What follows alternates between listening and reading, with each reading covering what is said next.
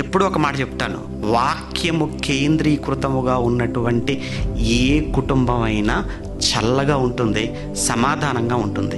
ఎప్పుడైతే మన వాక్యాన్ని ప్రక్కన పెట్టి మన ఆలోచనలు ముందు పెట్టి నా మాట వినాలి, నా మాట వినాలి, వాళ్ళ మాట వినాలి, వీళ్ళ మాట వినాలని ఎప్పుడైతే ఇవి మన మధ్యలోకి వస్తాయో, ఇగో వద్దు.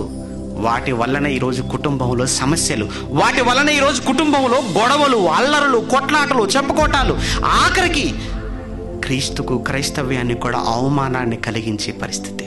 అందుకే మీ కుటుంబం చల్లగా ఉండాలి, సమాధానం కలిగి ఉండాలి, నెమ్మదిగా ఉండాలంటే ఒకటే పరిష్కారం.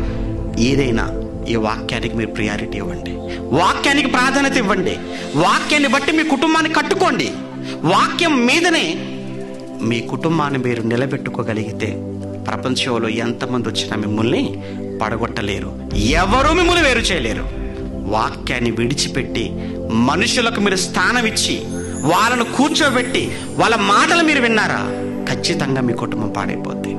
అందుకే ప్రతిరోజు రాత్రి భార్యాభర్తలుగా మీరు కూర్చోండి, వాక్యం చదువుకోండి, పాట పాడుకోండి, ప్రార్థన చేసుకోండి.